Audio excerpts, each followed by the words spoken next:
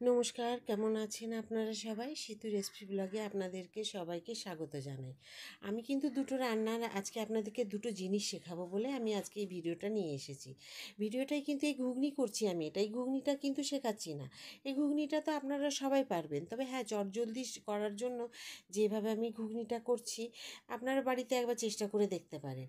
দিয়ে দিলাম তেজপাতা, শুকনো মানে তেজপাতা, জিরে আর কাঁচা লঙ্কাগুলো শুকিয়ে গেছিলো সেগুলো দিয়ে দিলাম।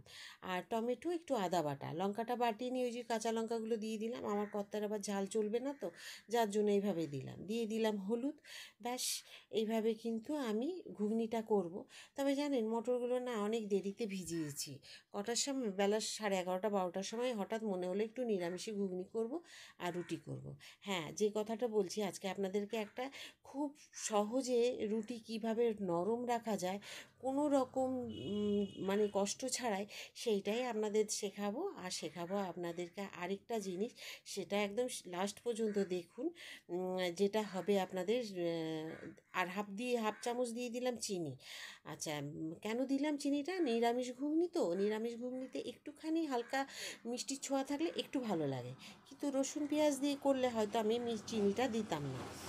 তো এবারে মটর আর আলুটা সেদ্ধ করে রেখে দিয়েছি, তো সেটাকে এবারে দিয়ে দেব।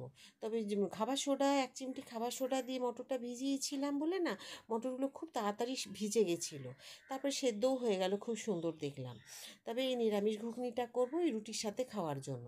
তো রুটিটা কিভাবে আমি করছি নরম, সেটা কিন্তু শেষ পর্যন্ত দেখুন। প্রত্যেকের বাড়িতে কিন্তু আমাদের বয়স্করা আছেই বাড়িতে আমাদের, ওনাদের খাওয়ার ভীষণ সুবিধে হবে, কোনো কষ্টই হবে না।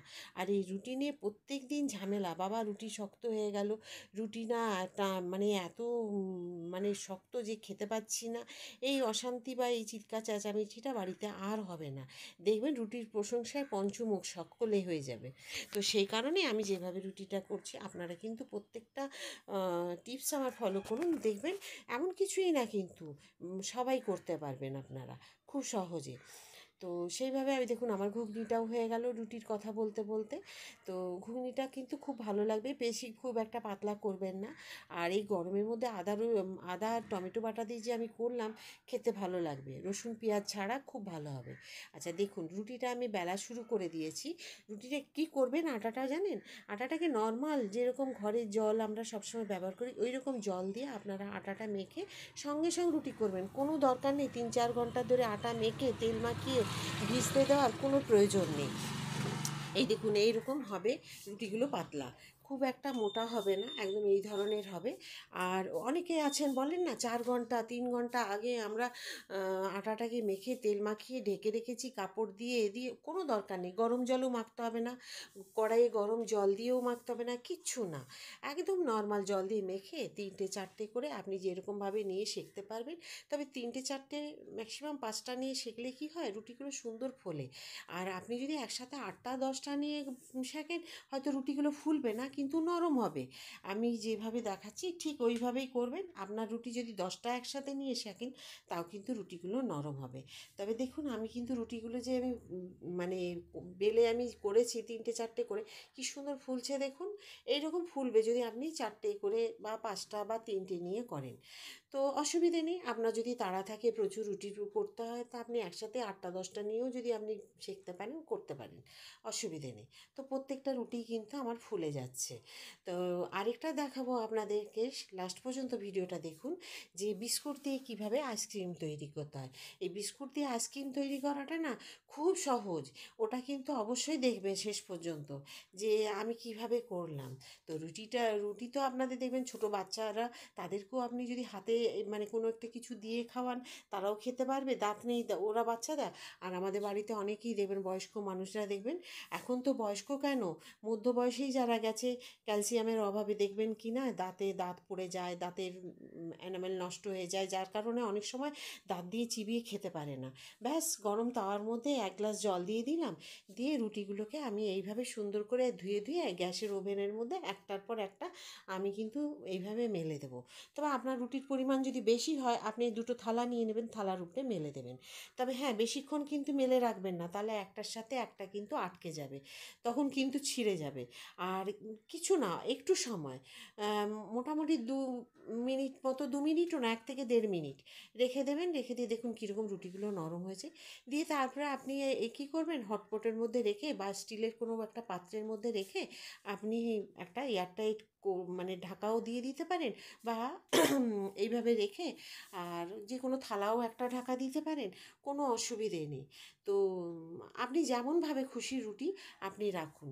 তবে হ্যাঁ, রুটিটাকে বেশিক্ষণ, ওই যে বললাম, বেশিক্ষণ কিন্তু রাখবেন না। একটা ঝুড়িও চাপা দিতে পারেন, দেখুন আমি একটা ঝুড়ি চাপা দিয়ে দিলাম। আর হটপটের ঢাকাও আপনি ঢাকা দিয়ে রাখতে পারেন। দেখুন রুটিগুলো দেখলে কি মনে হবে যে আমি এগুলো রুটিগুলো ধুয়েছি? একটুও মনে হচ্ছে না কিন্তু যেগুলো ধোয়া রুটি। তবে আমার এই ভিডিও দেখে যদি আপনি ভাবেন যে এইরকম ভিডিওতে এরকম লাগছে, না, আপনারা একদম বাড়িতে একবার নিশ্চয়ই তৈরি করে খেয়ে দেখুন, তারপরে আমাকে কমেন্ট করে জানাবেন যে সত্যি ঠিক কি। আমি যে আজকে না হ্যাপি হ্যাপি বিস্কুট দিয়ে, দেখুন আমি আজকে একটা আইসক্রিম তৈরি করব। সেই আইসক্রিমটা কীভাবে করতে হবে আপনাদের দেখাচ্ছি। নিয়েছি দেখুন, আমি চিনি নিয়েছি। চিনিটা আমি আন্দাজ মতো নেব। বাটিতে দুধ রেখেছি, এই মিক্সির জারটাতে গুঁড়ো করে নেব। আর এই যে বিস্কুটটা, তো বিস্কুটটা একটু টুকরো করে নিই। টুকরো করে নিয়ে তারপর আবার আপনাদেরকে আমি দেখাচ্ছি পরপর কীভাবে কী করতে হবে। দেখুন আমি কিন্তু নিয়ে নিয়েছি বিস্কুটগুলোকে, আর এটার মধ্যে এবার আমি চিনি পরিমাণ মতো দিয়ে দেব। আমি যেটুকু চিনি নিয়েছি এই চিনিটুকু সব দিয়ে দেবো, কারণ এই বিস্কুটগুলোতে না এমনি মিষ্টি থাকে। হ্যাপি হ্যাপি বিস্কুট, আপনারা যে কোনো বিস্কুট, পারলে যে বা যে কোনো মনে হয় যদি বিস্কুট দিয়ে করবেন, এই ঠিক আমি যে পদ্ধতিতে করছি আপনারা ঠিক সেইভাবে করুন, দেখবেন আইসক্রিমটা ঠিক কীরকম হয়।